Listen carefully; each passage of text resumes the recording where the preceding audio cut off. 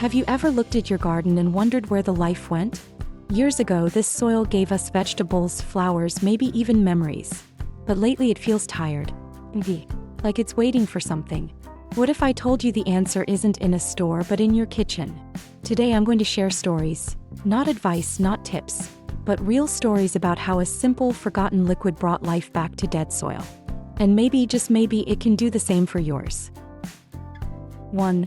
The day my soil smelled like rain again. There's a smell I thought I'd never experience again. That fresh, earthy scent right after a summer rain, when the ground feels soft, welcoming, alive. For years my yard had gone silent. Dry, cracked, empty. Until I tried something I almost dismissed as silly. Fermented rice water. I didn't believe it. But I had nothing left to lose. 2 days of waiting while it bubbled. Then I poured it into the ground. 3 mornings later the smell came back. Not from the sky but from the soil. That's when I knew something deep inside the earth had woken up. This wasn't fertilizer. This was memory revived. My grandmother used to call that smell the garden's breath. And I finally understood why. Rice water isn't a trick. It's a bridge. Between what was and what can be. Between lifeless and living. If you're missing that smell, try this. Let your soil breathe again. 2. What worms taught me about hope. I used to be afraid of worms. As a boy, I'd jump back, scream, and wipe my hands on anything I could find.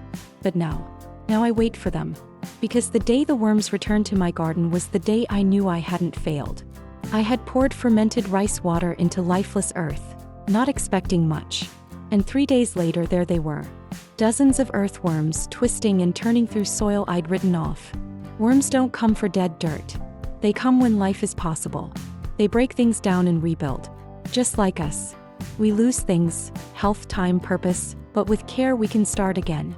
Fermented rice water didn't save my garden. It invited life back. Fully. Honestly. If your dirt's quiet, don't despair. Watch for the worms. They might be telling you, it's not over. Not yet. 3. The science beneath your feet. It's easy to forget that soil is alive. We walk on it, sweep it away, plant in it. But under a microscope, soil is a bustling city of microbes, each one playing a role. When I discovered fermented rice water, I didn't know I was feeding an entire ecosystem. But that's exactly what happened. Those tiny bubbles in the jar, they're yeast, bacteria, enzymes, all ready to break down the hard stuff and make nutrients plants can actually use. You see, modern fertilizers try to force growth. But nature prefers cooperation. The microbes in rice water soften the soil, unlock minerals, and attract worms. It's like sending in a repair crew before the real work begins. That's why it works. Not because it's magic, but because it respects the rules of biology. If your plants aren't thriving, maybe your soil isn't broken. It's just hungry. Feed it what it understands. Start with something ancient. Start with rice water. 4. I found the secret in my kitchen sink. I've spent hundreds of dollars on garden supplies, bags of fertilizer, root boosters, soil enhancers. But the most powerful thing I've ever used came from my kitchen sink. Rice water. Not just rinsed, fermented.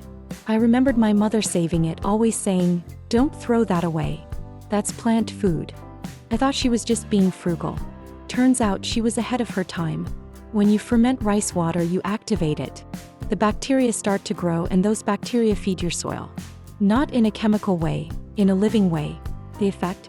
My flowers perked up. My tomatoes deepened in color. The texture of the soil changed beneath my fingers. It felt like velvet. You don't need to buy another bottle of Miracle Grow. You just need to remember the miracles we already had. Sometimes the solution isn't in the store. It's already in your house. 5. The day I stopped controlling and started trusting. I used to micromanage my garden. Every inch. Every drop. I watered at specific times, measured pH levels, and planted in neat rows. And still the plants didn't thrive. Then I got sick, couldn't do much for weeks. All I managed was one thing: pouring fermented rice water once a week. That's it. I had no energy for anything else. And wouldn't you know it, my garden bloomed better than ever. Nature, it turns out, doesn't need our control. It needs our trust. Fermented rice water doesn't overpower. It invites.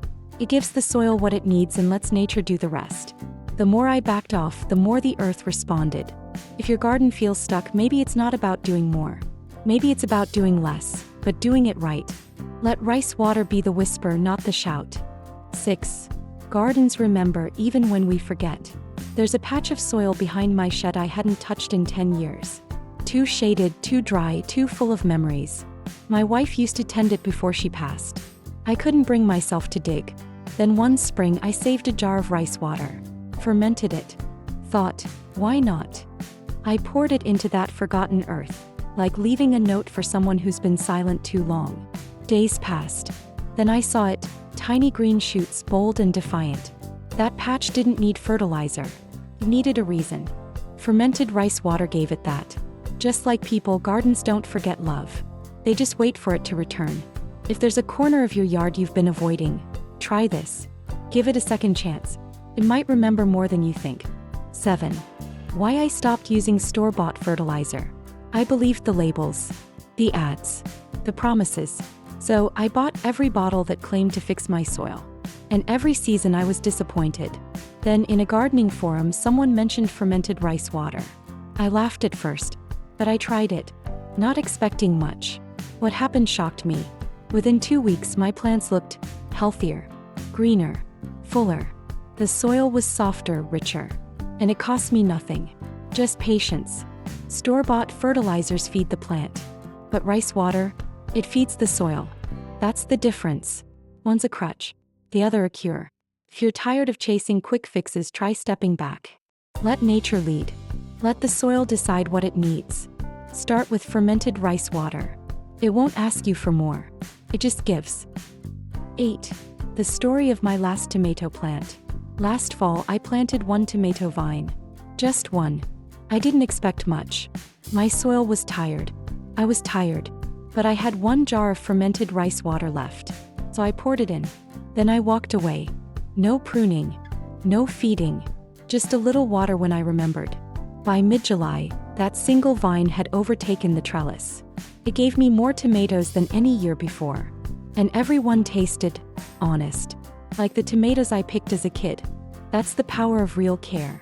Not control. Not overdoing. But letting the soil be itself. If I learned one thing from that vine, it's this. Sometimes one honest effort done slowly is enough to wake everything up. Fermented rice water reminded me that gardening isn't about effort. It's about attention. 9. The plant that came back from the dead. I had a potted fern I gave up on. Brown. Brittle. I almost tossed it. But I just made a fresh batch of fermented rice water and something told me, try one more time. So I did. I watered it gently with the cloudy liquid and set it near the window. 3 days passed. Then a miracle. A tiny curl of green at the base. Life hiding under the surface. I kept feeding it once a week. Within a month it was lush again. I don't tell this story because it's magic. I tell it because sometimes life just needs the right nudge. If you've got a plant you're about to give up on, don't. Try fermented rice water first. Not because it's trendy, but because sometimes the most ordinary things hold the power to revive. 10. How my granddaughter discovered soil was alive. My granddaughter came over one day, phone in hand, yawning at the garden. "It's just dirt, Grandpa," she said. I didn't argue. I handed her a jar of fermented rice water and asked her to pour it into the bed I'd prepped. "Watch this spot in a week," I told her. She rolled her eyes but did it anyway. A week later she came back and gasped. "Worms. Shoots. Movement. Wait, this is alive?" she asked. "Always was," I said. That moment changed her. She started composting at home. Asked for seeds for her birthday. Fermented rice water didn't just feed my garden. It planted wonder in the next generation. Sometimes the best lessons come not from books but from watching the soil wake up. 11. When the butterflies came back. It wasn't the green leaves or blooming buds that made me cry. It was the butterflies. For 5 years I hadn't seen one. But after a month of feeding my soil with fermented rice water, they returned. Orange wings, soft landing on zinnias I hadn't even planted. That's when I realized, it wasn't just plants coming back. It was the ecosystem. Fermented rice water doesn't just feed roots. It creates a world where everything wants to return. Birds, bees, worms, and yes, butterflies. I thought my garden was dying, but it was simply waiting for a reason to live again. If your garden feels empty, start with a jar of rice water. You're not just restoring plants, you're inviting life home. 12. The quiet revolution in my backyard. It didn't make noise. No loud machines, no shiny packages. Just a jar, cloudy and warm, fermenting on my porch. That's how the revolution began, in my backyard. I poured fermented rice water onto soil that hadn't grown anything in years. No expectations. But within days I saw changes. Not dramatic, subtle. A richer color, softer texture. Earthworms. I wasn't fighting nature anymore. I was cooperating. Fermented rice water reminded me that change doesn't always start with action. Sometimes it starts with listening. Listening to the soil. To the old ways. To what's already working in the quiet. You don't need to reinvent the wheel. Just remember how it used to turn. 13. The pot on the balcony that taught me patience. After I moved into a smaller place, I thought my gardening days were over. No yard, no plot. Just a small balcony. But I couldn't help it, I planted one pot. Just one. Dry soil. Basil seeds. A spoonful of fermented rice water. Then I waited. Nothing. A week passed. Then a sprout. Then bees. On a 4th-story balcony. Turns out you don't need a big space. You need the right start. Fermented rice water is the start. It brings back balance to even the smallest amount of dirt. If you've downsized but still long to grow something, start with a pot. Bit love. Add rice water. And let nature do the rest. She always shows up when you give her a reason. 14. Why I stopped digging so much. I used to turn my soil every spring. Big spade, deep dig. Thought I was helping. Turns out I was disturbing more than I helped. When I started using fermented rice water, I stopped digging so much. The soil softened on its own. Worms did the aeration. Microbes handled the rest. All I had to do was support the life already trying to return. It changed how I gardened and how I lived. Less force. More patience. Less control. More trust. You don't need to turn everything upside down to make it better. Sometimes you just need to add something that speaks the language of life. That's what rice water does. It speaks to the soil in a way we've forgotten to. 15. One jar, one habit, one garden reborn. Every Sunday I make a new jar. Just one. A scoop of rice. Some warm water. Left on the counter. By Tuesday it's ready.